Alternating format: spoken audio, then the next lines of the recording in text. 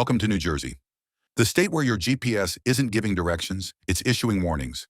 Today, we're diving into the worst, most brutal, sanity-shattering roads and commutes in the Garden State, where logic goes to die and your brake pads go to therapy. These stretches of highway are vehicular trauma sites, roads that chew up your patience, dent your bumper, and age you 3 years between exits. You ever screamed alone in your car at 7 a.m.? Congrats, you've probably driven one of these. We're talking merging hellscapes, jughandle nightmares, and highways so cursed they feel like a government experiment. So buckle up, not for safety, but because you're going to want something to hold on to. If there's one stretch of road that perfectly captures the soul-crushing agony of New Jersey commuting, it's the approach to the Lincoln Tunnel on Route 495, aka Satan's slip and slide. This isn't traffic. This is psychological warfare in bumper-to-bumper form. The moment you hit the helix, that twisted, anxiety-inducing spiral clinging to the Palisades, it's game over. All of North Jersey's collective frustration condenses into one hell ramp straight into Manhattan gridlock. Brake lights for miles, buses inching forward like they're being towed by sloths, and every driver thinking the same thing.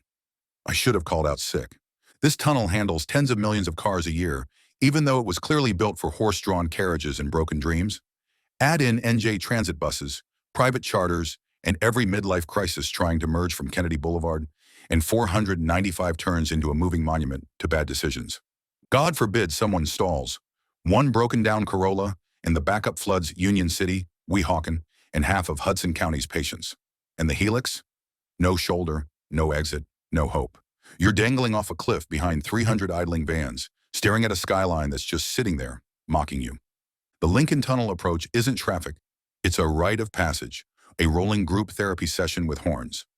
The Garden State Parkway through Union County is like someone handed a toddler a box of Hot Wheels and said, design traffic flow for a major metro region. Exits 135 to 142 is a live-action demolition derby. Narrow lanes, blind merges, and exit ramps that pop up like jump scares. You've got left exits, right exits, death exits, all within 3 miles.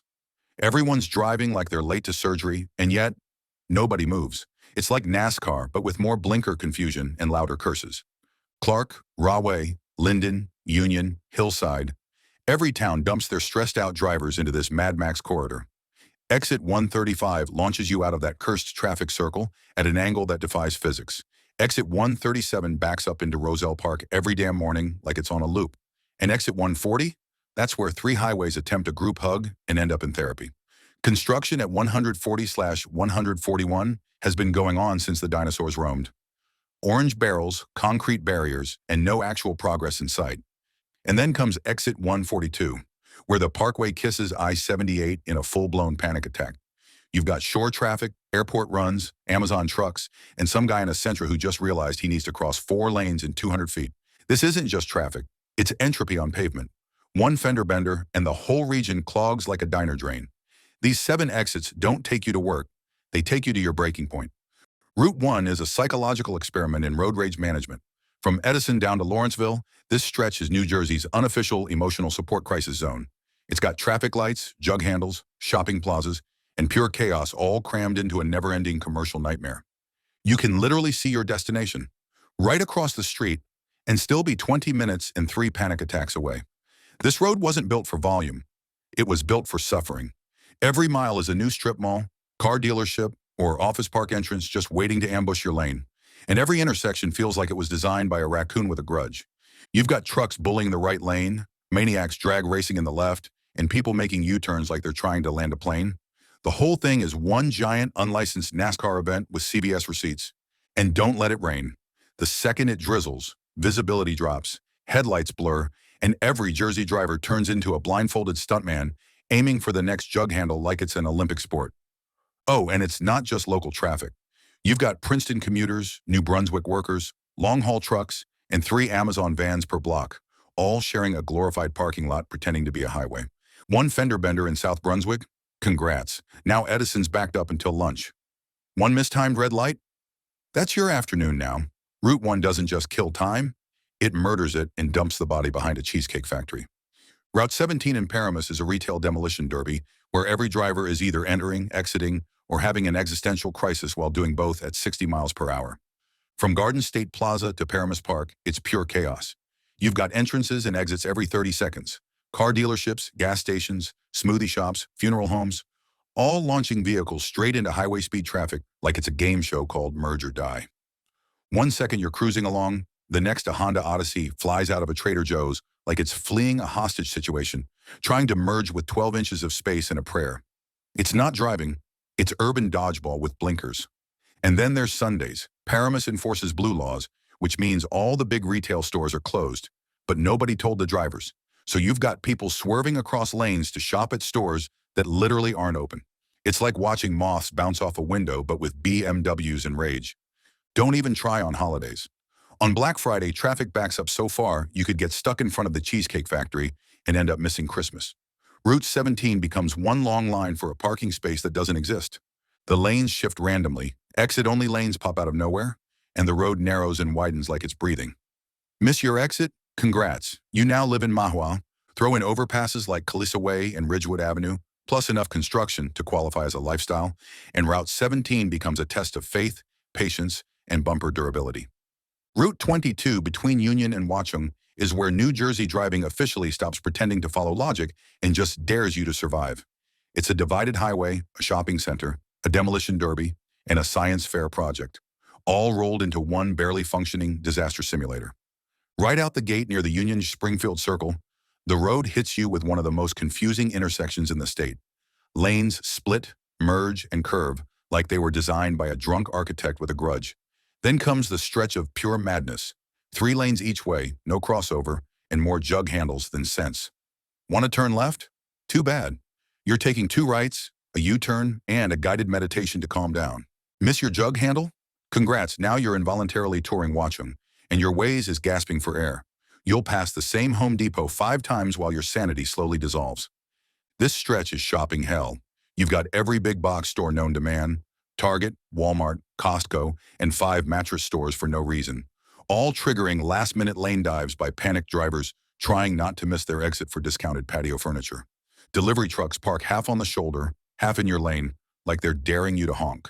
You've got minivans swerving like they're dodging potholes on Rainbow Road, and Teslas stopping mid-lane to think. Then you hit the Watchung mountain rise, just enough of an incline to kill your visibility and raise your blood pressure. The on-ramps near Park Avenue and Terrell Road are barely suggestions. Merging here is less of a maneuver and more of a leap of faith. One fender bender? Boom. The whole corridor chokes from Vauxhall to the Blue Star Shopping Center like someone yanked the oxygen out of Union County. Route 9 is the kind of road that makes you question every decision you've ever made, from your morning coffee to why you didn't just become a hermit in the woods. Stretching through Middlesex, Monmouth, and Ocean counties, it feels less like a highway and more like a conga line of poor choices in dented minivans. But nothing prepares you for the moment you hit Lakewood. It's not traffic.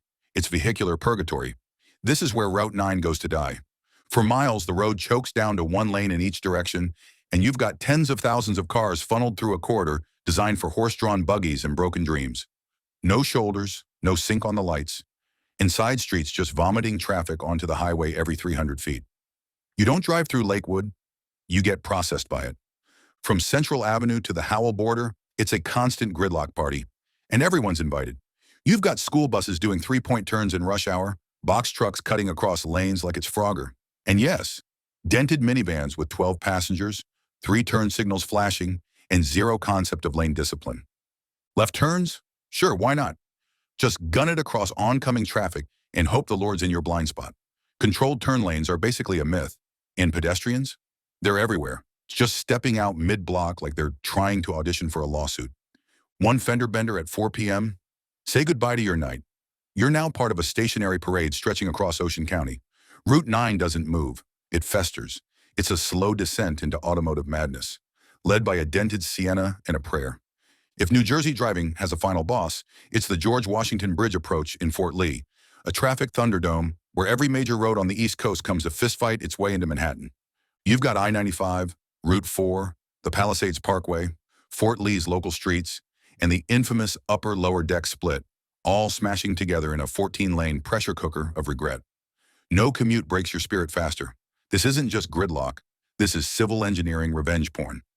Coming up the turnpike, the road suddenly explodes into 14 lanes, and just as your brain starts to compute it, boom, choose your own misadventure. Express or local, upper or lower, cash or easy pass. Pick wrong and you're trapped in the Hunger Games, Commuter Edition. Then comes the local access lane disaster, aka where humanity forgets how to drive. Every morning, some genius tries to cut across 6 lanes at the last second to hit the upper level, setting off a ripple of brake lights that stretches all the way back to 1997. Fort Lee PD just parks on the shoulder like traffic therapists, trying to prevent a full societal collapse. And then, trucks. Thousands of 18-wheelers hauling drywall and shattered dreams crawl up the hill toward the tolls, dragging the right lane to absolute hell. One stalled semi on Lemoyne, or that cursed helix ramp. That's it. Highway frozen. Commuter hopes deleted. Meanwhile, the Fort Lee locals, yeah, they're just trying to get to Duncan. But now their side streets, Lemoyne, Bridge Plaza North, Bruce Reynolds Boulevard, have become refugee routes for lost commuters. A small borough turned into a human bumper-to-bumper zoo. And there you have it. The worst roads in New Jersey, ranked, roasted, and still somehow not fixed. These are daily psychological tests designed to see how much chaos you'll accept in exchange for a paycheck and a parking spot. If you've survived any of these, you deserve hazard pay and an honorary traffic engineering degree.